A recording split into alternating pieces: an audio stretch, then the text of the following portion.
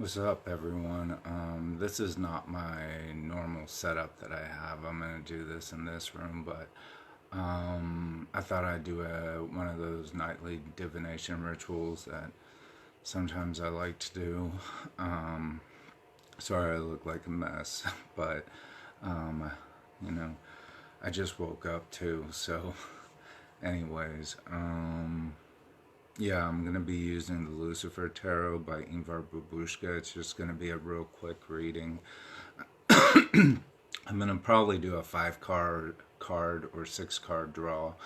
If this resonates with you, good. If it doesn't, then I'm sorry, it probably wasn't for you.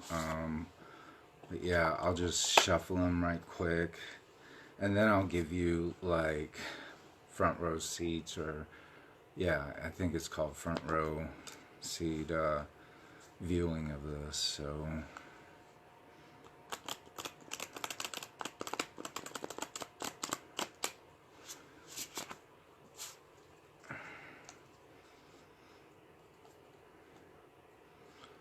I think I'll shuffle them 3 times, but I'm gonna splay them out. So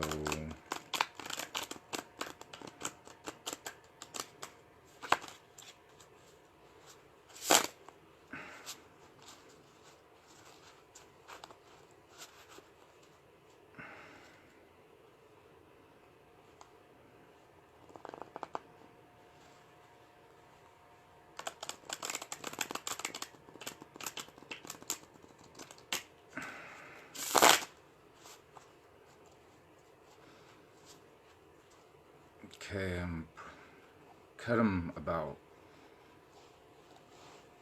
5, I guess, to 5 portions, maybe. And then I'm going to be using the book because it's very detailed, and this is a very detailed oracle deck, and so you have to read from the book. There's no other way to not read through the book, because it has each information on that particular gods of the underworld, if you want to say. So yeah, I'm gonna have to read from the book, but I'll try my best so that you guys aren't bored to death. But anyways,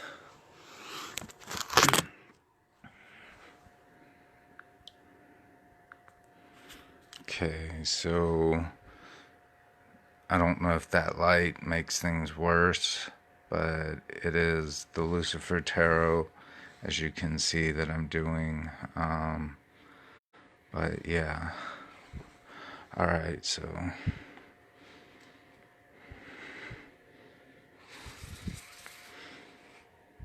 alright, so now they're all splayed out like this. So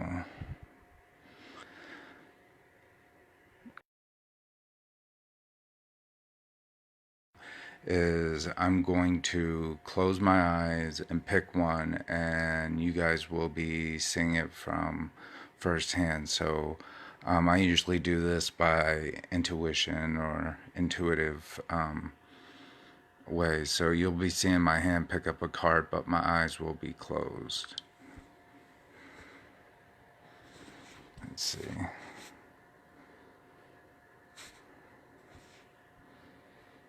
We'll start right here. I don't know if... There. Ready?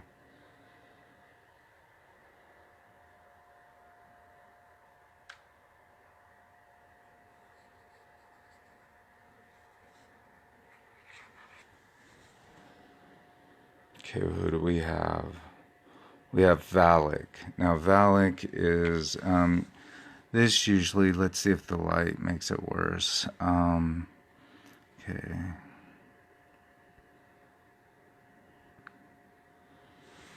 I'll try my best like that. Okay, so we have Valak. And he's Arcana number 67. So, he's going to be something like the core of the issue at hand. So he's like our first draw, see what he's all about. 67. Alright. Okay, Arcana 67, Valak, the 67th Lord of Darkness. Valak, leader of 200 legions of demons, is the ruler of Empire Balfagor's fourth palace. Valak can be summoned on a Sunday during the full moon with the sorcerer facing towards the southeast. The Duke gives wealth, improves efficiency, and can identify lucky numbers. He manifests himself as a little boy with angel wings riding a two-headed dragon. Astrology 1 through 5 degrees of Pisces, parentheses 15-1902, or 19.02, parentheses, time of day 2200 to 2020, 2220. Keywords: neophyte of Lucifer, place of manifestation, educational institutions, words of power, Athea, Florence, Equino.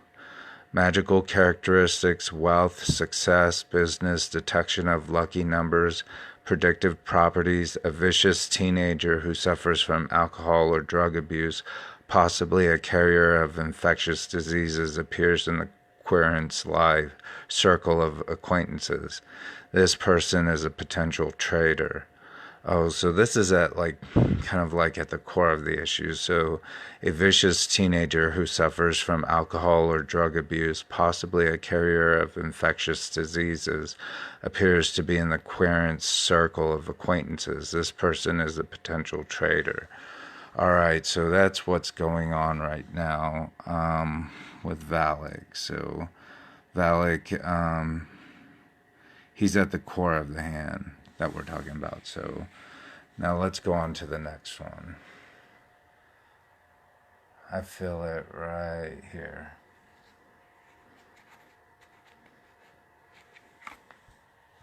Who do we have? Birith, 19. So, Birith will probably be in the kind of not very good position. It's this is the negative aspects that are affecting it. So number 19. So we have, okay, there we go. Arcana 19, Birith, the 19th Lord of Darkness. Birith, ruler of 85 legions of hell spirits, is one of the highest dukes of the Western Hemisphere. Not only he is considered the father of alchemy, he is also a first-class clairvoyant, a feature of his praised by magic art practitioners. The Duke helps his followers conceal the truth and distracts people's thoughts. He manifests himself in the form of a reigning warrior riding his gold-red horse. On his head lies a beautiful golden crown with rare gems. A sorcerer may gain considerable fame and power if he makes use of the Tusad, a special magical ring, during the summoning ceremony. But this is possible only if the Tusad bears a unique sacred symbol and is produced from the equal mixing of gold and silver when the sun is in the Aries and the moon is in Sagittarius. Astrology 1 through 5 degree of Cancer, parentheses 20-24.06, parentheses, time of day 6 o'clock to 6:20. Keyword: disappointment, place of manifestation, battle sites, words of power. Okay, words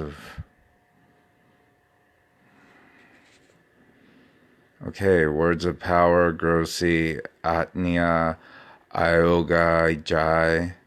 Magical characteristics, predictions, predictive properties. The querent is extremely disappointed. Time has been wasted without any results. A shift of perceptual standpoint is due. So that is the negative factor that is affecting this reading right now. So what's at the core of the issue is this teenage child that's behaving in a nasty way, and then there needs to be a shift and change in perception because time has been wasted with beer and he is in the negative. All right, let's start again.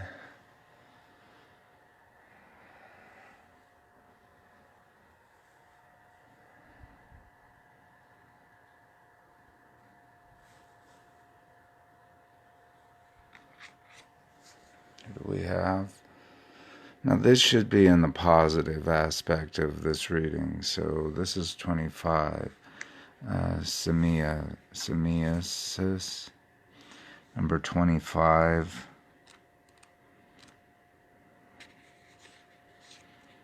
Okay. This should be in the positive factors that are affecting this reading. So Arcana 25, Semias, I think. The 25th Lord of Darkness. Semias, commander of 20 legions of hell spirits, bears the title of Marquis of the Third Palace of Darkness. He possesses the powerful militancy of Mars, which enables him to endow the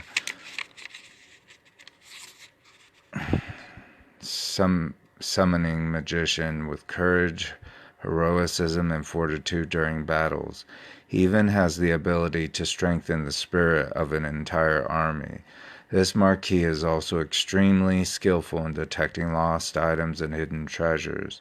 He is to be summoned on a Tuesday during the new moon at the time of Mars. Preferably, the summoning process should take place in Africa, a territory favored by Semias.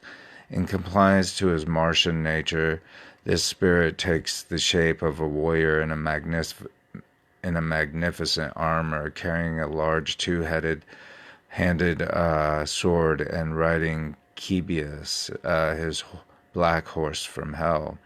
Astrology 1 through 5 degrees of Leo, parentheses 20-24.07, parentheses.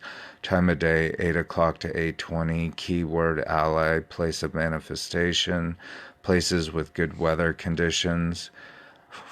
Words of power, Lisa Capino Iota Yuli. Magical characteristics, spiritual courage, searching.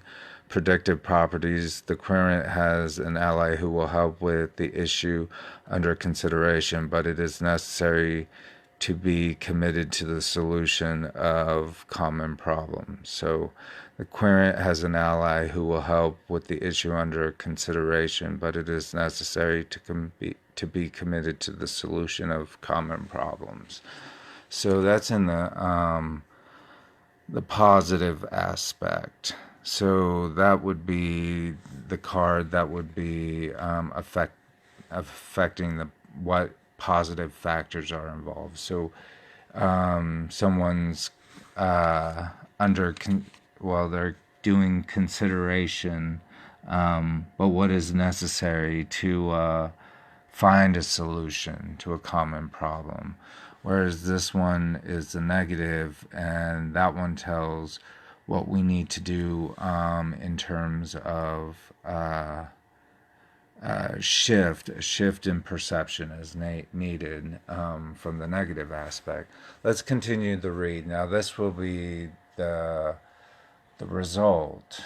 I'm kind of feeling it right here, but I'm being pushed right there.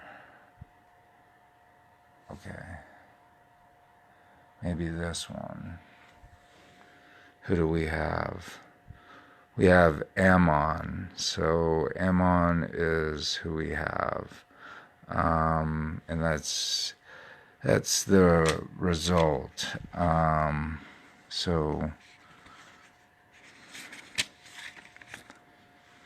Okay, Ammon is Arcana number 8. Ammon, the 8th Lord of Darkness. Ammon rules 40 legions of hell spirits and bears the title of Marquis. Normally, he looks like a man with a wolf's face and a green snaky tail, but he is able to change his appearance and turn into a man with the head of a raven at the sorcerer's request. Ammon is also known as a clairvoyant. He makes use He makes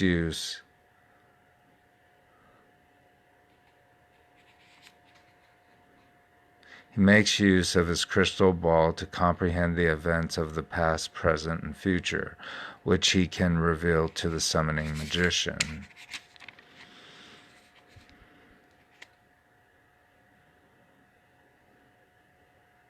Let's see. Astrology, 6 through 10 degrees of Taurus. Sorry, I'm waiting for it to focus. There we go. Parentheses 26-30.04 parentheses time of day 2:20 to 2:40. Keywords: knowledge, place of manifestation at a crossroad. Key words of power: agreebo, hahi, batimo, loki. Let me reread that. Agreebo, hahi. Sorry about that. I'm trying to read it through the phone.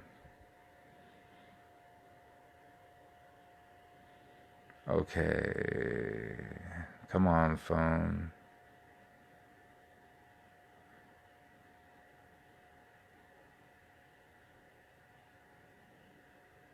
Okay, Batimo Loki. Magical characteristics, prediction, predictive properties. The querent should focus on gaining knowledge and the application of his/her newly obtained skills. So, whatever skills that the querent is gaining right now, the querent should focus on that and gaining as much knowledge and wisdom that is needed. So that is in the result. All right, and that is for Ammon. Okay, so I'll recap after this, and we'll see what it continues as. I feel drawn right here. Okay, this is the final outcome. Who do we have? Oh my. So this is, I think you say that Clausia Labolas.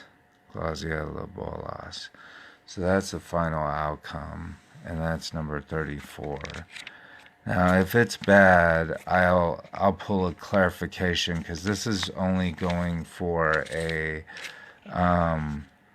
this is our final card. So, I'll try my best to, so it should be in the pentagram position of some sort. So, 34. Okay. So we have Glazia Lobolas. And this is the I would say the result, or the final outcome. If we need to, like I said, I'll pull a clarification card. Now, this is Arcana 34, Glazia Lobolas, the 35th Lord of Darkness. Glazia Lobolas, commander of 36 legions of hell spirits, is one of the great rulers of the third palace. Asmodi, the lord of this palace, often has him leading the army he sends to destroy his enemies. Glazio Lobolas is a patron of murderers, whom he often assists in escaping custody by baffling law officers with false information. He can give the summoning sorcerer's enemies a quick and violent death. He intrudes in loving families, causing misunderstandings, hatred, and devastation. On the other hand, Glazio Lobolas is a wonderful philosopher and patron of sciences, an eminent leader, teacher of ancient wisdom and occult mysteries. He manifests himself. He manifests himself as a large-winged dog. The most suitable time to summon this demon is on Tuesdays and Saturdays between the waning and black phases of the moon. Astrology 16 through 20 degree of Virgo, parentheses 03-07.09, parentheses, time of day 11 o'clock to 11:20, keyword battle, place of manifestations, places where murder has been committed, words of power, onrium, magale, agitac, magical characteristics, murder and death, predictive properties. The court is currently in a state of war, but the accumulated power and the lessons learned will help him to prevail. So, all right. Not so bad of a reading as I can see it. So let's just go through. It's not a terrible reading, but I wouldn't say it's like number one. It came out being better than I had hoped. So let's start with Valtac once again. So that's 67. We have this thing where at the core of the issue at hand with Valtac, let's see if I can get the card better in view. A second. Okay, we have Valtac. And what we can see is that Valtac is talking about there's like this kind of like this childish behavior that is being manifested in the querent's life. Now, this could be anything from an actual teenager that is acting in an irresponsible and childish manner, or a person who themselves is acting childish and inappropriate, and so the querent is in the mindset of somewhat of a teenager. But then we have to look on to Berith. So when we look on to Berith, we see that in the predictive properties of that, the querent is extremely disappointed. Time has been wasted without any results. A shift of perceptual standpoint is due.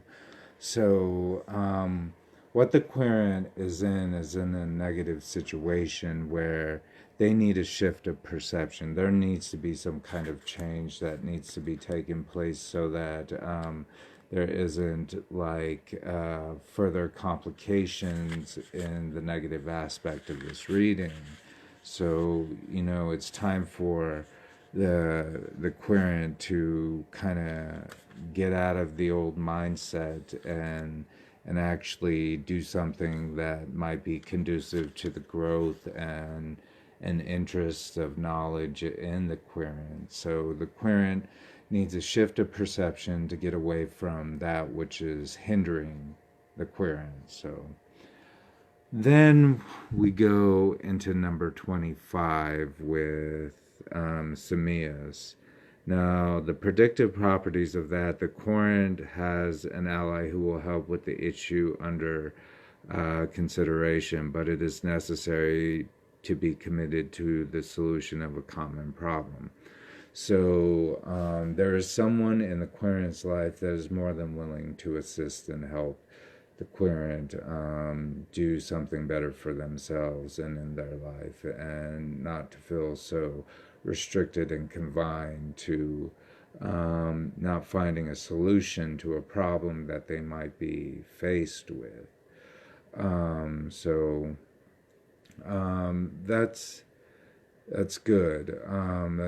That means that's in the positive, and the querent can use that to help them better their situation at hand. Then we go into the nearest future. Now, this is like the actual nearest result that's going to happen. The querent should this is the predictive properties. The querent should focus on gaining knowledge and the application of his or her newly obtained skills. So whatever skills or knowledge or wisdom that the querent is going to attain, it is necessary for him or her to use or apply those skills in whatever area that seems to be hindering them. So it's time for the querent to find a solution and then to use those skills and those abilities to better create the situation at hand. So then we look at 34. So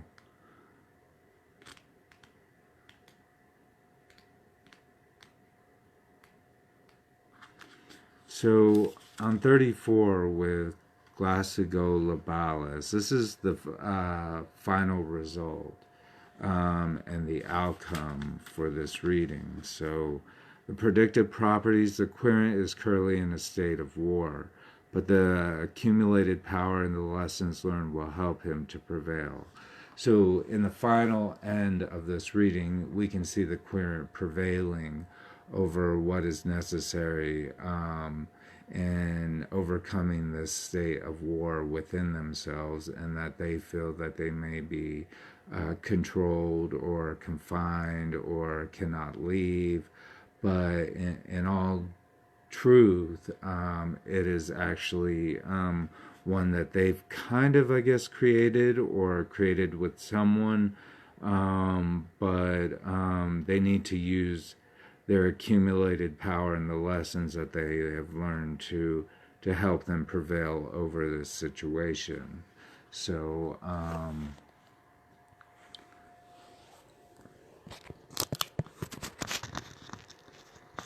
this wasn't too bad of a reading. In fact,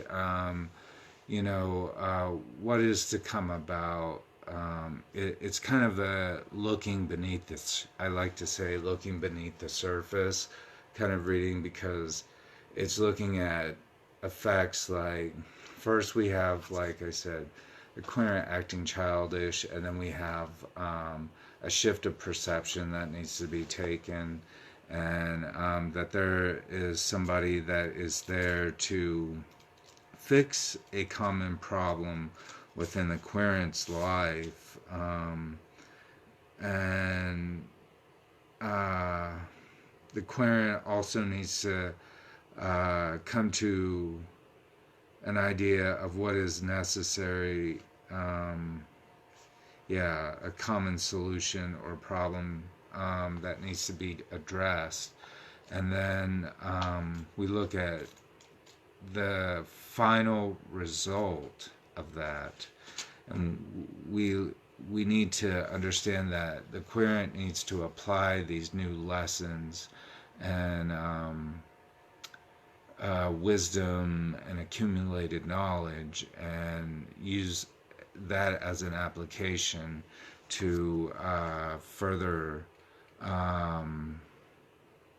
she or he needs to use those and apply those skills in order to gain whatever is necessary in their life that they might be seeking. And then at the very end, it seems like the querent is going through a battle within themselves. And within that battle of themselves, they will be taught how to use their power more wisely, and in essence, what lessons were learned from that experience, and how they can learn to prevail in the future. I don't think it's a bad reading. It's just one that says, we need to look down deeper into the struggling issues that might be affecting the querent, and how they can better adjust their life in order to get the results that they want. So it's kind of, like I said, Aquarian first off needs to get out of this whole idea of the childish teenager behavior, because that ended up being at the beginning of the reading with Valak. That was at the core of the issue, childish, teenagerish kind of behavior. But in the final reading, it's talking about gaining this insight or this wisdom, something that you can look forward to in the outcome of the future. So that's what I'm getting. It's like, even though there's a state of war within the individual, there is that opportunity to go ahead and move on into the future, and then find how to win certain battles, what battles to fight and what battles not to fight. You know, pick and choose your battles wisely, I guess they say. Anyways, that was the reading. Not a bad reading.